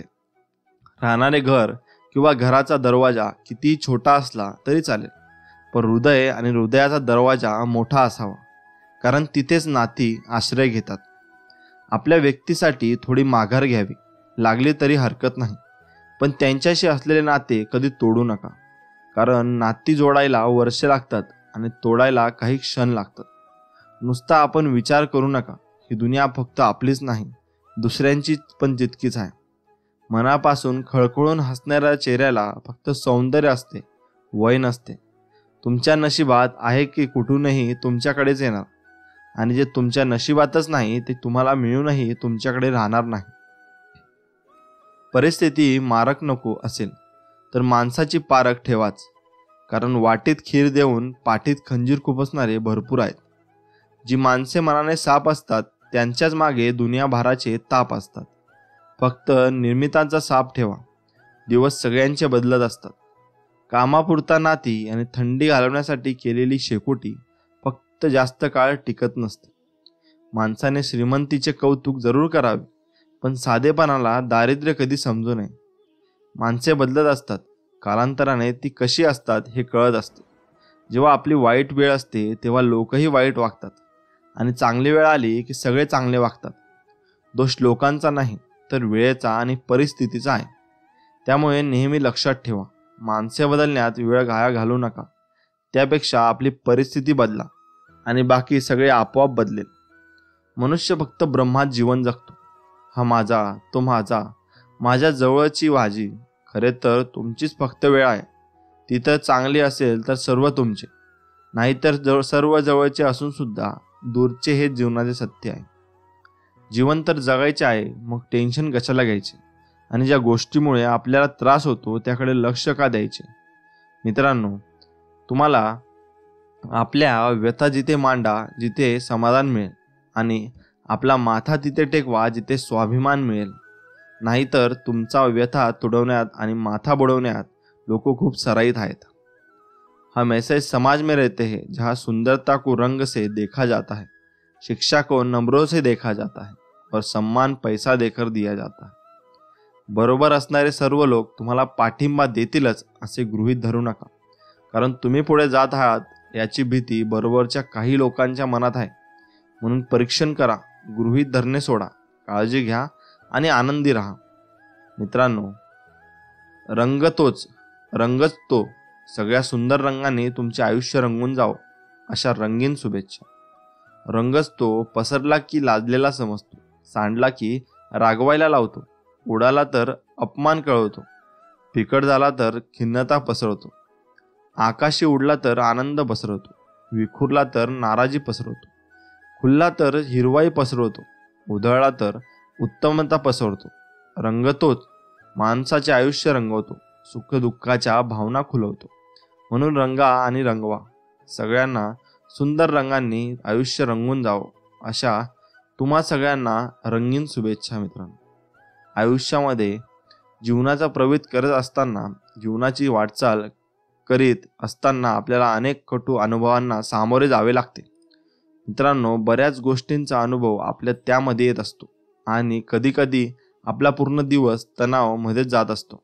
गोष्ट लक्षात ठेवावी, किती जरी कटू अनुभव आले, किती जरी वाईट गोष्टी घडल्या, तरी देखील आपण आनंदात राहण्याचा प्रयत्न करायचा. पुढच्या वाटचालीस असे वाटले पाहिजे, याच्याकडे काही नसताना सुद्धा हा इतका कसा आनंदात राहतोस, म्हणून दुसऱ्याला टेन्शन आले पाहिजे. मित्रांनो, यासाठी तुमच्यासाठी सुंदर मी असे संदेश घेऊन येत असतो, जे आयुष्यात काहीतरी आपल्याला सांगून जात असतात व समजून जात असतात. मित्रांनो, जे आपल्या घामाच्या शाईने स्वप्ने लिहितात, त्यांच्या नशिबाची पाने कधीच कोरी नसतात. आपल्याला नेहमी तोंडावर खरे बोलण्याची सवय असते, म्हणून आपण लोकांच्या नजरेत वाईट असतो, परंतु तरी देखील आपण खरेच बोलले पाहिजे. आनंद ही एक अशी वस्तू आहे जी आपल्याकडे नसतानाही आपल्याला दुसऱ्याला देऊ शकतो. वाईट वेळ आज ना उद्या निघून जाईल, पण बदलले लोक कायम लक्षात राहतील. आयुष्याच्या प्रत्येक वळणावर जर सगळेच आपले होत गेले असते, तर जगण्याची गंमत आणि देवाची किंमत कधीच समजली नसती. रागात कधीच कुणाला वाईट बोलू नका, कारण राग थोड्या वेळाने शांत होतो, पण बोलणे कायम मनात घर करून राहते. काळजी हृदयात असावी, शब्दात नाही, आणि राग शब्दात असावा, हृदयात नाही. गरजेपुरता माणसे जोडावी, ती सवय नसावी. एकदा नाते जोडले तर ती शेवटपर्यंत, शेवटच्या क्षणापर्यंत निभावण्याची सवय असावी. जिव्हाळा हा समाधीने लोकांच्या जीवनातील ऋतू असतो. तुम्ही एकटे आहात म्हणून तुम्हाला यश मिळणार नाही अशी भीती कधीच बाळगू नका, कारण थव्याने उडणाऱ्या पक्ष्यांपेक्षा गरुडाची झेप ही नेहमी मोठी असते. यशस्वी व्हायचे असेल तर कुटुंब आणि मित्रांची गरज असते, पण यशाचे शिखर गाठायचे असेल तर शत्रू आणि स्पर्धकांची गरज असते. यशस्वी व्यक्ती म्हणजे जो सकाळी लवकर उठतो आणि आज कोणते काम करायचे आहे ते ठरवतो आणि रात्रीपर्यंत ती सर्व कामे कितीही त्रासानंतर पूर्ण करतो. तोच व्यक्ती जे सुरू केले आहे त्याचा अंत नीट झालाच पाहिजे. वाईट माणसे जिंकली तरी चालतील, पण चांगला माणूस हारला नाही पाहिजे. स्वाभिमान विकून मोठे होण्यापेक्षा अभिमान बाळगून लहान राहिलेले कधीही चांगले. परिस्थिती कशीही असो, सत्य आणि सातत्य आपल्याला सोबत असले की आपल्याला कोणी रोखू शकत नाही. जीवनात श्वास आणि विश्वासाची एक समान गरज असते. श्वास संपला तर जीवन संपते, विश्वास संपला तर संबंध संपतात. माणसाला जिंकायचे ते केवळ आपली आपुलकीने, कारण वेळ, पैसा, सत्ता आणि शरीर एखाद्या वेळेस साथ देणार नाही, पण माणुसकी, प्रेमळ स्वभाव आणि आत्मविश्वास कधीही तुम्हाला एकटे पडू देणार नाही. सुख तुम्ही कोणालाही वाटावे, पण दुःख फक्त विश्वासाच्या माणसालाच सांगावे. कधी कधी आपण फार मजेशीर वागतो, देवाकडे पाठ करून उभे राहायचे नाही म्हणतो आणि मग देवालाच आपल्या पाठीशी उभे राहायला सांगतो. मदत खूप महाग गोष्ट आहे, याची प्रत्येकाकडून अपेक्षा करू नका, कारण खूप कमी लोक मनाने श्रीमंत असतात. जेव्हा आपण दुसऱ्याला मदतीचा हात देतो, तेव्हा तोच हात आपल्या मदतीसाठी उभा राहतो. वाईट परिस्थिती, कठीण काळ हाच माणसाचा सर्वात मोठा गुरु असतो. त्या काळात एवढे शिकायला मिळते की त्या ज्ञानाची शिदोरी जन्मभर पुरते. श्रद्धा ज्ञान देते, नम्रता मान देते आणि योग्यता स्थान देते. पण तिन्ही मिळाले तर त्या व्यक्तीला जगणं सन्मान देते. अनेक अपयशाची कारणीभूत बाब म्हणजे माणसाचा स्वभाव. जेव्हा प्रयत्न सोडतात तेव्हा आपण यशाच्या किती जवळ आहोत याची त्यांना कल्पना नसते. आरशासमोर कधीच मनातली प्रतिमा प्रकट होत नाही, त्यासाठी स्वतःशी प्रामाणिक असावे लागते. जेव्हा व्यवहार आणि मोजमापाचा खेळ सुरू होतो, तिथेच मैत्रीचे नाते कोलमडून पडलेले असते. बाप कसाही असला ना तरी त्याचे असणे गरजेचे असते, त्याच्याशिवाय जगणे खूप कठीण असते. मनापासून जीव लावला की रानातले पाखरू सुद्धा आवडीने जवळ येते. आपण तर माणूस आहोत. लोक म्हणतात रिकाम्या हाती आली आहे, रिकाम्या हाताने जाणार आहे. असे कसे? एक हृदय घेऊन आलो आहे, जाताना लाखो हृदयात जागा करून जाणार आहे. आजकालची माणसे वाऱ्यालाही चकवा देणारी आहेत. आजकालची माणसे अगदी सहजपणे बदलणारी आहेत. आजकालची माणसे हसता हसता पाठीवर वार करणारी आहेत. आजकालची माणसे जिंकत आलेला डाव उधळून लावणारी आहेत. आजकालची माणसे तुम्ही लावलेला जीव अगदी सहजपणे विसरणारी आहेत. आजकालची माणसे मुखात एक आणि पोटात एक दाखवणारी आहेत. आजकालची माणसे किती सहज सोपा रंग बदलणारी आहेत. प्रभावाने जवळ येणाऱ्या लोकांपेक्षा स्वभावाने जवळ येणाऱ्या लोकांना जपा. आयुष्यात कधीच पश्चाताप होणार नाही. नाती जिवंतपणे सांभाळा, नंतर कावळ्याला खायला घालून माणूस परत येत नसतो. अशी व्यक्ती शोधू नका की जी तुमच्या सर्व अडचणी सोडवू शकेल. अशी व्यक्ती शोधा की जी तुम्हाला कोणतीही अडचण असताना एकटे सोडणार नाही. मित्रांनो, सौंदर्य सुस्वभाव याची बेरीज आपण केली पाहिजे. मैत्रीतून मत्सर वजा केला पाहिजे आणि प्रेमाला शुद्ध अंतकरणाने गुणले पाहिजे. तरच परिणितीचा लघुत्तम काढता येतो असतो. सुविचारांचे वर्ग करता येत असतात. मित्रांनो, सुखी आयुष्याचा गणित आपल्याला सोडवता येत असतो. आणि मित्रांनो, हे सगळे करता करता माणसाने घडघड बोलले पाहिजे, खळखळून हसले पाहिजे, दिलखुलास विनोद केले पाहिजे, मनसोक्त रडले पाहिजे. थोडक्यात काय मित्रांनो, स्वतःच्या व्यक्तिमत्वाला खुलवले पाहिजे. म्हणून आयुष्याच्या प्रत्येक क्षणाचा आपल्याला आनंद घेता आला पाहिजे आणि तो घ्यायचाच असतो. कारण मित्रांनो, आयुष्याच्या चित्रपटाला वन्स मोर नाही आणि हे सर्व आपल्या सर्वांना माहीत आहे. म्हणून एकदा विचार करा, आयुष्य खूप सुंदर आहे. त्या आयुष्याचा आपण नक्कीच आनंद घेऊया. मित्रांनो, आयुष्यात पूर्ण शून्य झाले तरी घाबरू नका. कारण त्या शून्यासमोर कितीही आकडे लिहायची ताकद तुमच्यात आहे. पण मन जर शून्यात गेले तर मात्र जीवन संपवायला वेळ लागत नाही. जेव्हा नशिबाची बेरीज चुकायला लागते तेव्हा आयुष्यातून माणसांची वजाबाकी नक्कीच सुरू होत असते. ज्यांना भावना कळतात असतात तेच रडत असतात, नाहीतर खोट्यांचे चेहरे हे हसरेच असतात. आपल्या स्वभावामध्ये नेहमी चांगलेपणा आणि तिखटपणा ठेवा. चांगल्या लोकांना त्यांची चव आणि वाईट लोकांना त्यांचा ठसका हा लागलाच पाहिजे. वागण्यात आणि बोलण्यात हा फरक पडायला लागला की जगण्यात फरक पडायला सुरुवात होते. बायकोवर किती जोक बनवले, मजाक केला, तरी सत्य हेच असते की तिच्या एवढी आयुष्याची साथ सोबत या दुनियेत कोणीच देत नाही. आदर हा खूप छोटा शब्द आहे, पण तो दुसऱ्यांना देण्यासाठी मन खूप मोठे असावे लागते. काळजाला झालेल्या जखमा वरून जरी भरलेल्या दिसत असल्या तरी त्यांच्या वेदना कधीच कमी होत नाहीत. आपण कितीही बोलके असलो तरी मन मोकळे करायला आपल्या माणसाची सोबत लागत असते. पोटाच्या भुकेने माणूस मरत असतो आणि पैशाच्या भुकेने माणुसकी मरत असते. जोपर्यंत तुम्ही स्वतः खुश नाही तोपर्यंत सर्व गोष्टींची किंमत ही शून्य असते. जी व्यक्ती तुम्हाला समजावून घेते आणि समजावूनही सांगते ती व्यक्ती योगायोगाने नाही तर नशिबाने भेटत असते. प्रत्येक वेळेस आपण समजून घेत जातो म्हणून आपलेच आपल्याला समजून घेणे बंद करत असतात. तोंडावर बोलणारी लोक धोका कधीच देत नाही आणि धोका देणारी कधीच बोलून दाखवत नाही. म्हणून जीवनात अगोदर माणसे ओळखली शिकायला पाहिजे. मोठ्या मोठ्या शब्दांनी नाते तिखट नसते, छोट्या छोट्या भावना समजून घेतल्या तरच नाते घट्ट होत असते. आरशाची किंमत भलेही हिऱ्यापेक्षा कमी असेल, पण लाख भराचे हिऱ्यांचे घातलेले दागिने पाहायला असेल तर 100 रुपयाच्या आरसाला हा लागत असतो.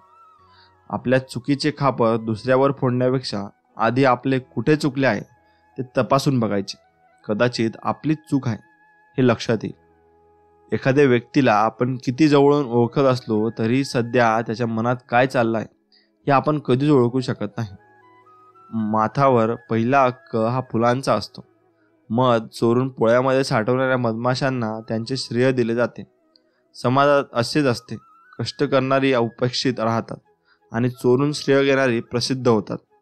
प्रत्येक नात्याचे स्ट्रगल हे वेगळे असते. तुम्हाला तुमच्या नात्याचे वेगळेपण शोधता आणि जगता यायला पाहिजे. माणूस एकाच वेळी 2 आयुष्य जगत असतो. एक जे जगाला दिसत असते ते आणि दुसरे जे त्याच्या अंतःकरणात चालू असते. काही गोष्टींचा अर्थ खूप उशिरा कळत असतो आणि जेव्हा तो कळत असतो तेव्हा त्या गोष्टीला काहीच अर्थ उरलेला नसतो. आपल्यासाठी कोणीही नसले तरी आपण सर्वांसाठी आहोत. ही सुंदर गोष्ट फुलांकडून शिकावी.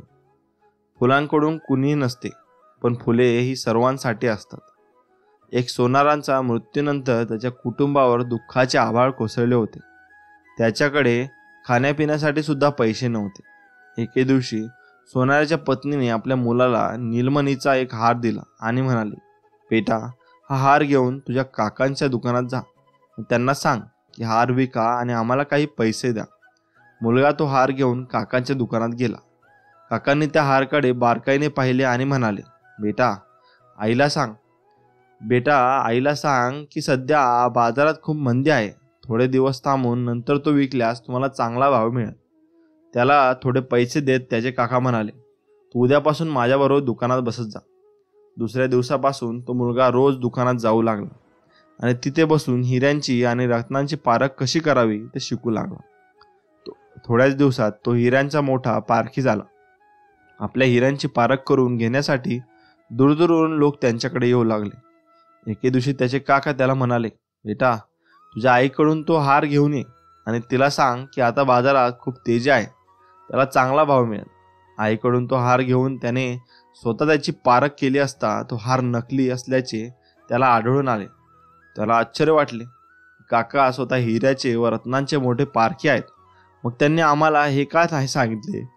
मुलगा तो हार घरीच ठेवून तसाच दुकानात परत आला. काकांनी विचारले, अरे तू हार का आणला नाहीस. तो म्हणाला, काका जो हार तर नकली आहे, परंतु तुम्ही माझ्यापासून ते का लपवून ठेवलेत. तेव्हा काका म्हणाले, जेव्हा तू पहिल्यांदा हार आणला होतास तेव्हा जर मी तो हार नकली आहे असे सांगितले असते तर तुला असे वाटले असते की आज आमच्यावर वाईट वेळ आली आहे म्हणून काका असे सांगत आहेत. पण आज जेव्हा तुला खरे काय आणि खोटे काय हे पारखण्याचे ज्ञान आले आहे तेव्हा तुला समजलेच असेल की तो हार खरोखरच नकली आहे. त्यावेळी खरे बोलण्यापेक्षा नातं सांभाळणे हे माझ्यासाठी जास्त महत्त्वाचे होते. सत्य आहे की या जगात खऱ्या ज्ञानाशिवाय आपण जो काही विचार करतो, पाहतो आणि जाणतो ते चुकीचं आहे. आणि म्हणूनच अशा गैरसमजुतींना बळी पडून आपल्या नात्यात दुरावा निर्माण होतो आणि आपले आयुष्य भरकटायला लागते. ज्या अदृश्य धाग्याने नाते विणले जाणे त्याचे पोषण हे प्रेम आणि विश्वासावर होत असते. नात्यात निर्माण झालेल्या थोड्याशा दुराव्यामुळे कोणाचीही साथ सोडू नका, नाहीतर लोकांना आपलेसे करण्यात आयुष्य खर्ची करावे लागेल.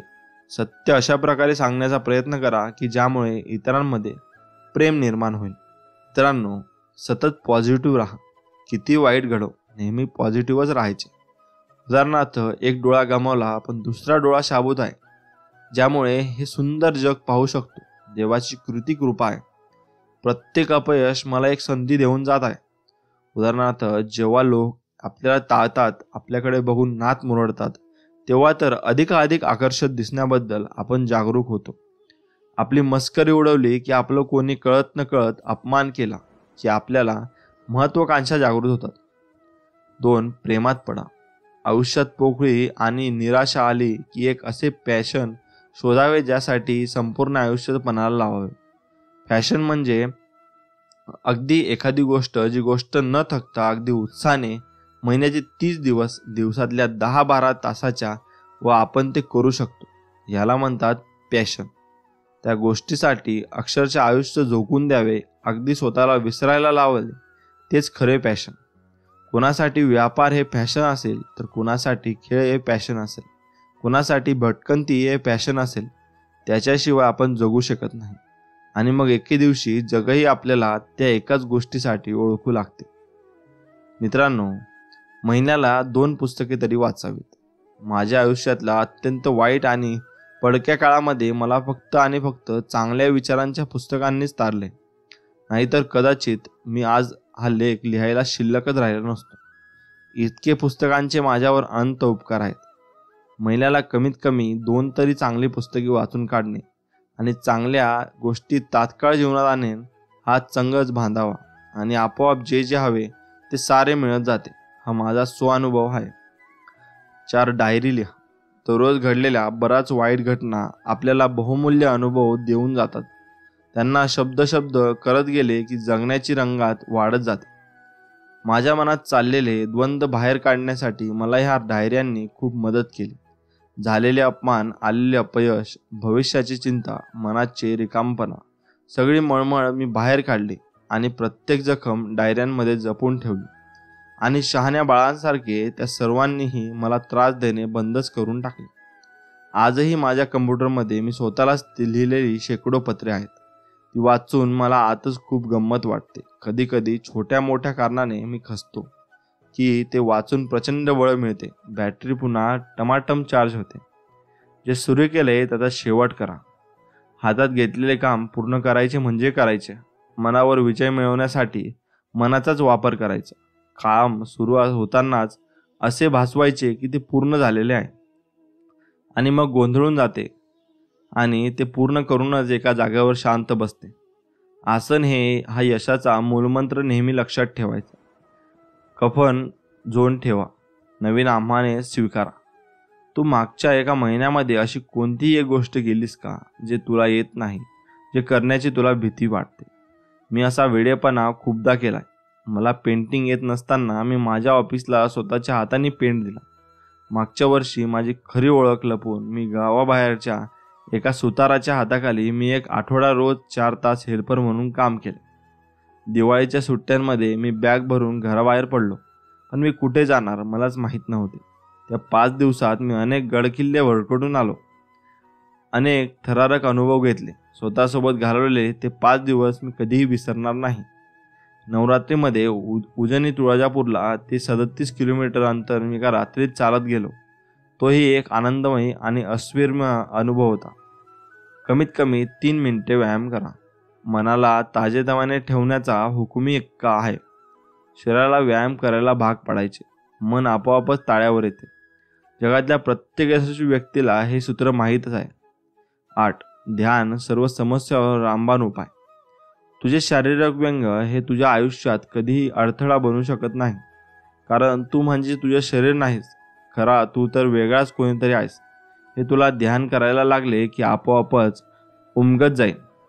आत्तापर्यंत केला नसशील तर एकदा आर्ट ऑफ लिव्हिंगचा हॅपीनेस कोर्स नक्की कर. महिन्याला एक वाईट सवय सोडा. आपल्या प्रत्येकामध्ये वाईट सवय असतात. मी एका महिन्याला एक वाईट सवय सोडायची आहे आणि एक चांगली सवय जोडायची आहे असे प्रत्येक महिन्याला एका तारखेला अंतर्मनाला सांगतो. महिनाभर त्याच कसोशीची अंमलबजावणी करा. आपल्या आजूबाजूला प्रसन्नतेचा शिडकावा करा. घरातून बाहेर पडण्याआधी एका आरशात बघून स्वतःलाच वचन देतो की माझ्या संपर्कात येणाऱ्या प्रत्येक व्यक्तीला मी आनंद आणि प्रसन्नता वाटणार आहे. प्रत्येकाच्या चेहऱ्यावर हसू फुलणार आहे. कधी एखाद्या उपाशी माणसाला पोटभर खाऊ घालावे, कधी एखाद्या लहान मुलाशी तहान बनून खेळावे, कधी रस्त्याने जाताना कोणाला लिफ्ट द्यावी, कधी जोक सांगून लोकांना खळखळून हसवावे. जे मिळालंय त्याबद्दल कृतज्ञ राहा. जो कृतज्ञ आहे त्याला ब्रह्मांड अजून जास्त भरभरून देते. हेच सिक्रेट आहे. आपल्याला मिळालेल्या 10 वरदानाबद्दल रोज मनपूर्वक आभार व्यक्त केल्यास आयुष्यातली सगळी दुःखे आपोआप नाहीशी होतात. याचा मी स्वतः अनुभव घेतला आहे. यशस्वी लोकांसोबत मैत्री करा. असे लोक ज्यांनी स्वतःचा ठसा या जगात उमटवला आहे. त्यांच्याशी अधिकाधिक ओळखी कराव्यात. त्यांच्याशी भेटण्याच्या संधी शोधाव्यात. यश ही उत्साहासारखे संसर्गजन्य असते. 13. सुरक्षित अंतर ठेवा. जे लोक आपले मानसिक खच्चीकरण करतात, आपली टर उडवतात, अशा लोकांपासून 4 हात दूर राहावे. निगेटिव्ह लोकांना आपल्या आयुष्यात आणि आपल्या मनात कुठेही स्थान देऊ नये. 3 दिवसाचा प्लॅन. पुढच्या 3 दिवसात मी काय करणार आहे हाचा प्लॅन महिन्याच्या सुरुवातीला तयार करून भिंतीला चिटकवून टाकावा.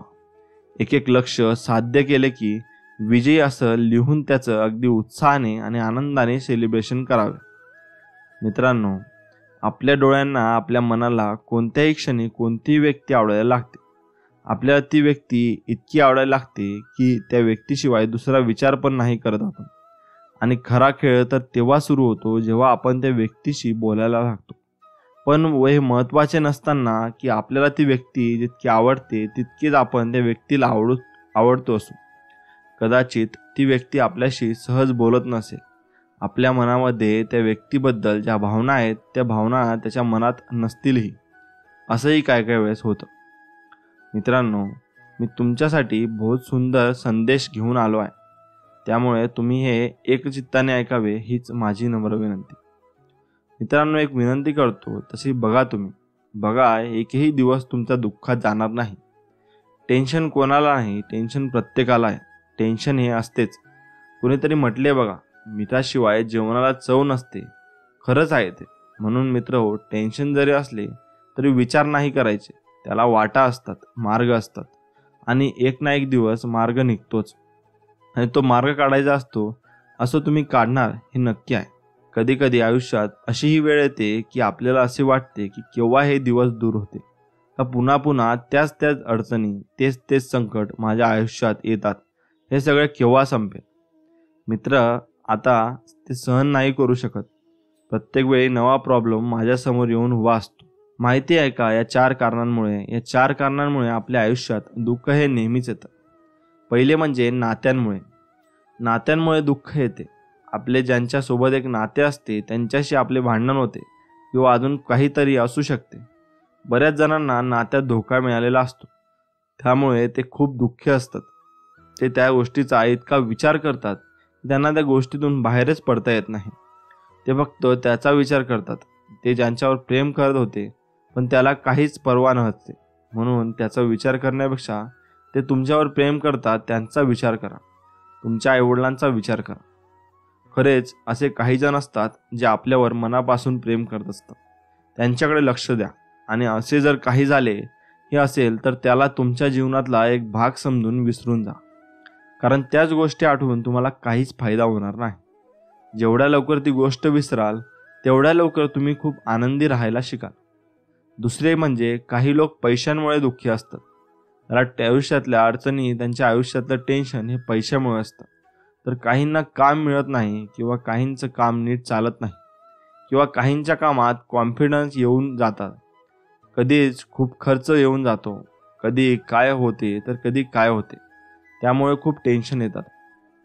तिसरे दुःखाचे कारण आहे, काहींना त्यांच्या शरीरात काही आजार होऊन जातो, काहीतरी त्रास होतो, त्यामुळे ते चांगले जीवन नाही जगू शकत. बऱ्याचशा खाण्यापिण्याच्या गोष्टी ते खाऊ नाही शकत. त्रास होतो खूप सारा, त्यामुळे खूप टेन्शन येते. चौथे कारण जे आपल्या या सगळ्या दुःखावरचं आहे ते म्हणजे मनाचे दुःखाचे तुमचे मन. आपल्या आजूबाजूला ज्या गोष्टी घडतात त्यांना आपल्या मनाशी इतके अटॅच करून घेतो की ते मन त्यातच अडकून राहते आणि तेच तेच विचार करत असते. बघा ना, कुठलाही प्रॉब्लेम असो, आपण त्याची पुन्हा पुन्हा विचार करतो आणि त्यामुळे आपल्याला जास्त त्रास होतो. पुन्हा पुन्हा मागचे विचार करतो, पुढे काय होईल याचा विचार करतो, आणि ते दुःख त्यामुळे वाढत जाते. किती ते दुःख, नात्यांचे दुःख, पैशांचे दुःख, हेल्थचे दुःख, या दुःखांचा आपल्या जीवनावर सर्वात जास्त प्रभाव तेव्हाच पडतो जेव्हा आपण आपल्या मनाशी हारून जातो. जेव्हा आपण मनाशी पूर्णपणे हारून जातो की आता मीच काही करू शकणार नाही, जेव्हा आपण विचार करतो की आता सगळे काही संपले, आता काहीच नाही उरले आहे माझ्याकडे, इतके दुःख मिळाले आहे जीवनात की आता काही करण्याची हिंमतच नाही. एक व्यक्ती त्याच्या मुलासोबत नदी किनारी फिरत असतो. फिरता फिरता तो विचार करत होता, कारण त्याच्या आयुष्यातही खूप दुःख होते. तो त्याचाही विचार करत होता. तो देवाशी बोलत होता, त्यांना प्रश्न विचारत होता की माझ्यासोबत असेच होते का. तो खूप उदास होता की असे वाटते की मरून जावे, पण काय करू, माझा परिवार आहे, मी ते पण नाही करू शकत, असा विचार करत तो नदी किनारी फिरत होता. त्याचा मुलगा खेळत होता आणि चालता चालता त्याला ठेच लागली, आणि ठेच लागल्यावर तो पडून गेला, आणि पडल्यावर त्याला एक मडका दिसला ज्यात काही वेगवेगळ्या रंगाचे खडे होते. ते बघून त्याला जास्त संताप आलाय की अरे, मलाच पडायचे होते, पहिलेच माझ्या आयुष्यात इतके सारे दुःख आहेत, अजून मी पडून गेलो तर हे व्हायचे बाकी होते. त्याला वाटले सगळे त्रास मलाच का होतात, व बघून जेव्हा देवाला मी माझे दुःख सांगतोय तेव्हा तो मला अजून त्रास देतो, आणि त्याला मनातल्या मनात खूप संताप यायला लागला. तो दुःखी होऊन बसून गेला, आणि जेव्हा त्याला तो मटका दिसला त्याने त्या मडक्याकडे रंगीबेरंगी खडे उचलले आणि पाण्यात टाकायला सुरुवात केली. त्याचा तो राग शांत करण्यासाठी तो ते दगड पाण्यात फेकू लागला. त्याने सगळे दगड नदीत फेकून दिले, आणि त्याच्या लहान मुलाने एक खडा हातात घेतला. तो लहान मुलगा त्या खड्याशी खेळत बसला होता. त्याच्या वडिलांना वाटले की ठीक आहे, हा खेळतोय तर खेळू दे. तो म्हटला की चल आपण घरी जाऊ, आणि ते घरी जायला निघाले. जेव्हा ते घरी जात होते रस्त्यात त्यांना एक माणूस भेटला. त्या व्यक्तींचे लक्ष त्या मुलाच्या हातातल्या त्या खड्याकडे गेले. त्या व्यक्तीने सांगितले की तुमच्या मुलाला हातात जो खडा आहे तुम्हाला द्याल का, तुम्ही तो मला विकाल का, त्या बदल्यात मी तुम्हाला हवे ते देईन. त्या व्यक्तीला थोडेसे विचित्र वाटले. या खड्यासाठी हा मला काही द्यायला तयार आहे. या व्यक्तीला या खड्यात का विकत घ्यायचे असेल. त्यांनी सांगितले ठीक आहे, मला काय फरक पडतो, किती पैसे दिल्याचे? तेव्हा त्या व्यक्तीने सांगितले, हा काही साधारण खडा नाही आहे. हा खडा खूप किमती आहे आणि याची किंमत करोडोमध्ये आहे आणि याच्या बदल्यात मी तुम्हाला हवे तितके पैसे देऊ शकतो. जेव्हा त्याने या व्यक्तीचे म्हणणे ऐकले त्याला आश्चर्य वाटले. अरे, मला तर याच खड्यांनी भरलेली मटकी भेटली होती आणि मी ते सगळे खडे साधारण खडे समजून फेकून दिले. आणि तो व्यक्ती परत परत त्या नदीकिनारी गेला ते खडे शोधण्यासाठी, पण त्याने ते पाण्यात फेकले होते आणि ते तिथे नव्हते. या गोष्टीतून आपल्याला खूप छान शिकायला मिळते. जेव्हा तुम्हाला कधी ठेच लागेल ना, तेव्हा म्हणजे तुमच्या आयुष्यात कुठलाही प्रॉब्लेम येईल ना, तेव्हा हरून जाऊ नका. असे समजा की त्यातून तुम्हाला काहीतरी शिकायला मिळणार आहे. ते तुमच्यासाठी झाले आहे. त्यातही तुमच्यासाठी काहीतरी खजाना लपला आहे. फक्त त्यावेळी आपल्याला ती गोष्ट समजत नाही. आणि सगळ्यात महत्त्वाची गोष्ट म्हणजे आपण प्रत्येक वेळी प्रत्येक क्षणी विचारात अडकलेलो असतो. दुःखाचा विचार करत असतो, अडचणींचा विचार करत असतो की मी हरवून गेलो, माझे असे झाले, माझे तसे झाले, मला सुख नाही, असे विचार करून आपण आपल्या अनमोल जीवनाला वाया घालवतो. जगण्याची किंमत त्यांना विचारा ज्यांच्याकडे वेळच नाही आहे जगण्यासाठी. त्यांना एक एक क्षणाची किंमत माहीत असते. त्यांना वाटते की काश मी अजून थोडा वेळ जगू शकलो असतो. आणि काही जण त्यांच्याकडे वेळ असतो, ते वेळ वाया घालवतात. फक्त विचार आणि फक्त विचार करण्यात वाया घालवतात. म्हणून तसे करू नका. तुम्ही तुमच्या मनाने हारू नका. किती संकट येऊ द्या, किती अडचणी येऊ द्या, तुम्हाला मनाला मजबूत ठेवा. प्रॉब्लेम्स कसाही असो, तुम्ही जर मनात ठेवले ना, मला कुठल्याही गोष्टीचा काही फरक पडत नाही, तुमच्या मनाने असे ठरवले ना, तर तुम्हाला कोणतीच गोष्ट दुःखी करू शकत नाही. जीवन म्हणजे शोधला तर अर्थ आहे, नाहीतर नुसता स्वार्थ आहे. तुम्ही शाळेत किती हुशार होता यापेक्षा जीवनात तुम्ही किती यशस्वी आहात हे जास्त महत्त्वाचे असते. प्रशंसा चारित्र्याची झाली पाहिजे, चित्राची नव्हे. कारण चित्र बनवायला काही दिवस लागतात, पण चारित्र्य बनवायला पूर्ण आयुष्य लागते. देवाने सर्वांना ओठ हे धनुष्याला आकाराचे दिलेले आहेत, परंतु त्यातून शब्दांचे बाण असे सोडा की त्याने समोरच्याच्या हृदयाला छेद नाही तर स्पर्श झाला पाहिजे. केवळ कोणाच्या सांगण्यावरून आपल्या मनात एखाद्या व्यक्तीबाबतचे चांगले अथवा वाईट विचार बनवण्यापेक्षा आपण स्वतः 4 पावले घालून समोरासमोर त्या व्यक्तीशी संवाद साधून मगच खात्री करा.